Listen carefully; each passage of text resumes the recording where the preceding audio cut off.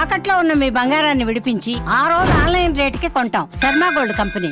నమస్కారం అండి, సుమన్ టీవీకి స్వాగతం. నేను గీతాంజలి. ప్రస్తుతం మనతో పాటు ఉన్నారు వైదిక ఆస్ట్రాలజర్ గోనుగుంట్ల సురేష్ బాబు గురువు గారు. వారితో మాట్లాడి ఈ మార్చి 10 నుంచి గురు అనుగ్రహం అనేది ఒక 3 నెలల పాటు ద్వాదశ రాశుల వారిపైన ఏ విధంగా ఉండబోతుందో గురువు గారి మాటల్లో విని తెలుసుకుందాం. గురుగారు నమస్కారం అండి. గీతాంజలి గారు నమస్కారం అండి. చాలా సంతోషం మీతో మాట్లాడడం. చాన్నాళ్ళు అయిపోయింది, ఎప్పటి నుంచో అనుకున్న సమయం రావాలి దేనికైనా. అంతేనండి. గురుగారు, మరి గురువు వక్రగతి నుంచి మళ్ళీ యథాస్థానానికి వస్తున్నారు మార్చి 10వ తారీఖు నుంచి అని విన్నాము. మరి ఈ సందర్భంగా ద్వాదశ రాశుల వారికి గురువు ఎలాంటి అనుగ్రహాన్ని అందిస్తారు? ఎందుకంటే గురువు అనగానే ఎప్పుడూ అనుగ్రహించే గ్రహం అని చెబుతూ ఉంటారు కాబట్టి, మరి ఆ బృహస్పతి గురువు ఎలాంటి అనుగ్రహం అందిస్తున్నారు, ఏ ఏ రాశుల వారికి ఎలా ఉండబోతుందో తెలియచేస్తారా? ఓం గం గణపతియే నమః. స్వర్ణలక్ష్మి నమస్తే అస్తు. పరబ్రహ్మ స్వరూపిణి రాజ్యం దేహి ధనం దేహి సర్వకామాంచ దేహి మే. స్వర్ణలక్ష్మి అమ్మవారు ప్రతి ఒక్కళ్ళకి పరమానందంగా ఉండే ఒక బ్రహ్మ జ్ఞానాన్ని ఇవ్వాలి.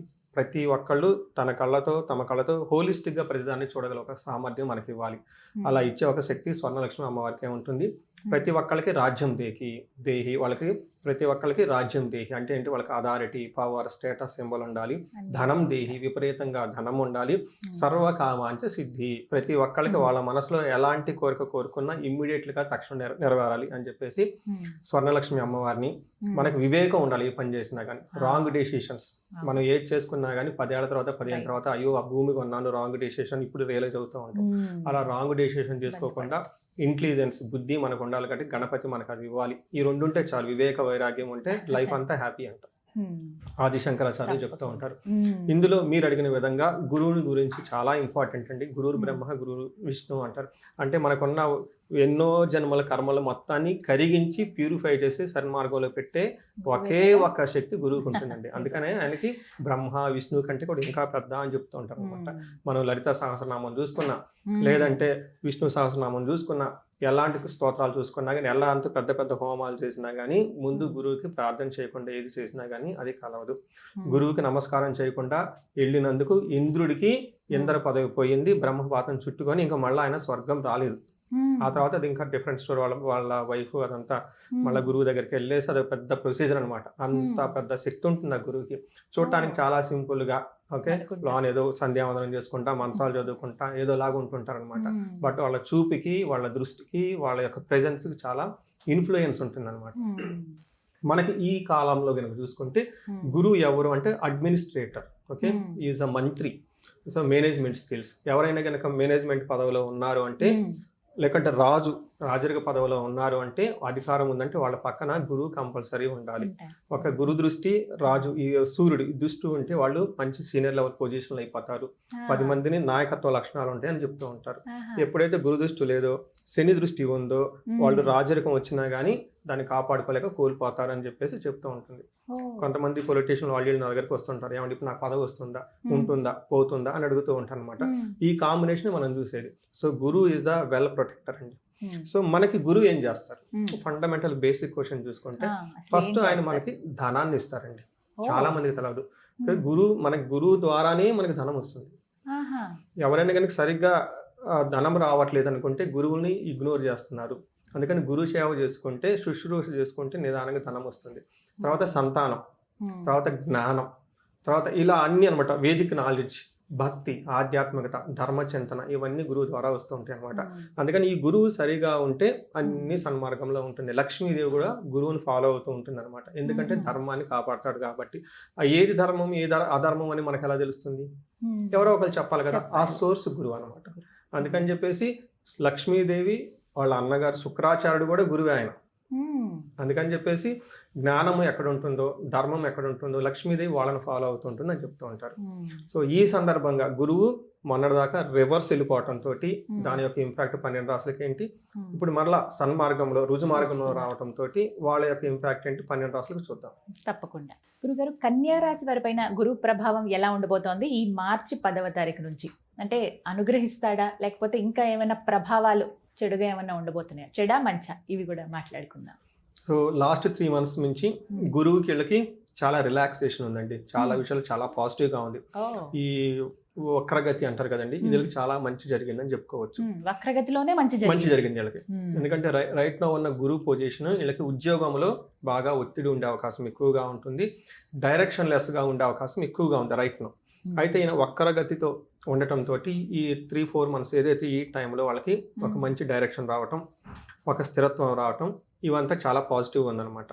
మరి ఇప్పుడు గురువు మళ్ళీ నార్మల్ అవుతున్నారు కాబట్టి వచ్చే ఒక 3 months వరకు మనకి ఇప్పుడు మార్చి నుంచి జూన్ వరకు ఈ 3 months వరకు గురువు యొక్క ప్రభావం వీళ్ళకి ఎలా ఉండబోతుందంటే, మనకి సంస్కృతంలో మహర్షులు రాశారనమాట గ్రంథాల్లో. ఏమని రాశారంటే ధాన్య నాశో ధనచ్ఛేదం వృధా సంచారణం భయం అని చెప్తారు.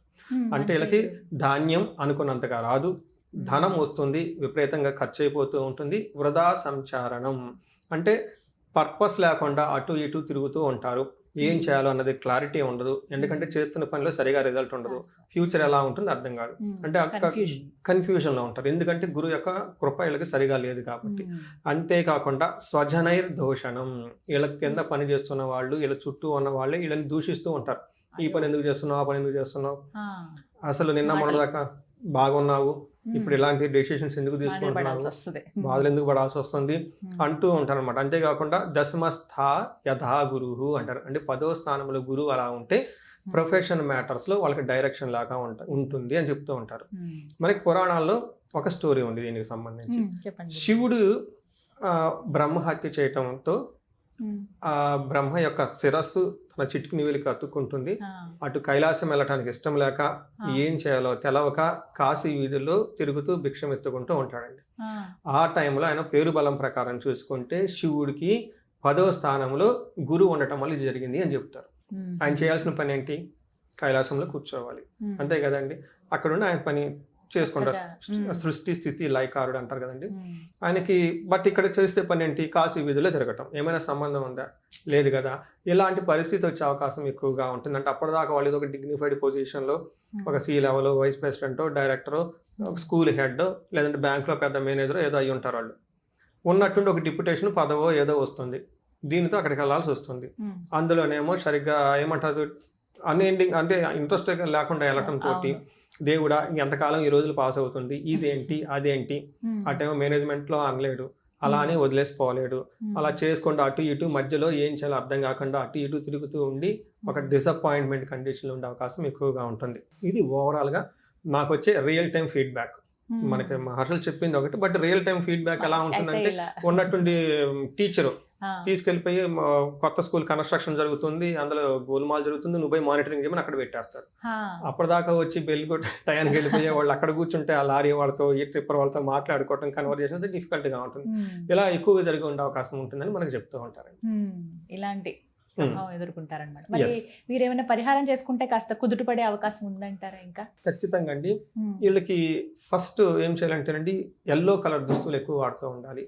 గురుకి మనకి వీళ్ళకి మేధా దక్షిణామూర్తి స్తోత్రం అని ఉంటుంది, ఇది చదువుతూ ఉండాలి. ఇంతే కాకుండా ఒక్కసారి వీళ్ళకి గురువుకి సంపూర్ణ శాంతి పూజలు అని ఉంటుందండి. బేసికల్గా ఇది ఎక్కడ చేస్తారంటే మనకి ఎక్కడ ఎవరి పురోహితుల దగ్గరికి వెళ్ళినా కానీ చేస్తూ ఉంటారు. బట్ ఇది కాకుండా గుంటూరు దగ్గర కోటప్పకొండ అని ఉందండి, చాలా మంది తెలిసే ఉంటుంది. అక్కడ దక్షిణామూర్తి అవతారంగా కొండ మీద ఉన్న ఏకైక గుడి ఉంది, అది ఒక్కటేనండి. అక్కడ మనకి అరుణాచలం లాగా గిరి ప్రదక్షిణ చేస్తూ ఉంటారు, చిన్న ఆశ్రమాలు కూడా చాలా ఉంటాయండి, చాలా పీస్ఫుల్, చాలా బ్యూటిఫుల్ గా, పొల్యూషన్ ఫ్రీ ప్లేస్ అనమాట. అక్కడ దేవస్థానం వాళ్ళే చాలా చాలా వెరీ వెరీ నామినల్ ఖర్చుతో ప్రతి గురువారం దక్షిణామూర్తి హోమం చేస్తారు, గురు హోమం చేస్తారు. గురువుకి ఎక్స్క్లూజివ్ గా హోమం చేసే టెంపుల్ ఏంటంటే అదొకటే, కోటప్పకొండ చేస్తారు, ఇంకెక్కడ చేయరండి. ప్రతి గురువారం ఉంటుంది, ఎప్పటి నుంచో చేస్తూ ఉన్నారు అది. అలా ఎక్స్క్లూజివ్ గా గురువుకి అలా కొన్ని సంవత్సరాల నుంచి నిరాటకంగా చేస్తున్న గుడి ఏది ఉందంటే అక్కడేనండి. అక్కడ క్షేత్ర బలం అంటారు కదండి, చాలా పవర్ ఉంటుంది అక్కడ. ఒక రోజు కాదండి, ఎప్పటి నుంచో ఆ మంత్రం చదివి అక్కడ నేను చాలా మంది అక్కడికే పంపిస్తూ ఉంటానండి. అక్కడ కనుక వెళ్ళిపోయేసి కూర్చొని చక్కగా ఆ హోమం అంతా చేపించేసుకొని, వీలైతే ఆ కొండ మీద అకామిడేషన్ ఉంటుంది, బట్ కింద చిన్న చిన్న ఆశ్రమాలు చాలా ఉన్నాయండి, బాగుంటాయి. ఆ ఆశ్రమాల్లో చక్కగా స్టే చేయగలిగితే, గిరి ప్రదర్శన చేయగలిగితే ఈ రాశి వాళ్ళకి చాలా చాలా బాగుంటుంది. మేనేజ్మెంట్ పవర్ వస్తుంది. సో ఇది నిజంగా ఇది కొత్త విషయం. ఖచ్చితంగా నేను ఇప్పటివరకు వెళ్ళలేదండి, దర్శనం చేసుకునే అవకాశం దొరుకుతుందని భావిస్తున్నాను శివయ్య పిలుపు కోసం. కానీ ఇదైతే ప్రతి గురువారం చేస్తారు కాబట్టి ప్రతి గురువు ఈ సంవత్సరం వరకు సుమారుగా కదండి, లేకపోతే ఒక 3 నెలల లోపు ఒకసారి వెళ్ళొచ్చినా మంచిదే. ఖచ్చితంగా అండి. చేసుకుంటే ఈ జూన్ గురువు వరకు. చాలా అంటే ప్రొఫెషన్ లో మంచి స్ట్రాంగ్ గా ఉంటారు వీళ్ళు. చక్కగా వివరించారు. ధన్యవాదాలు గురుగారు. ధన్యవాదాలు.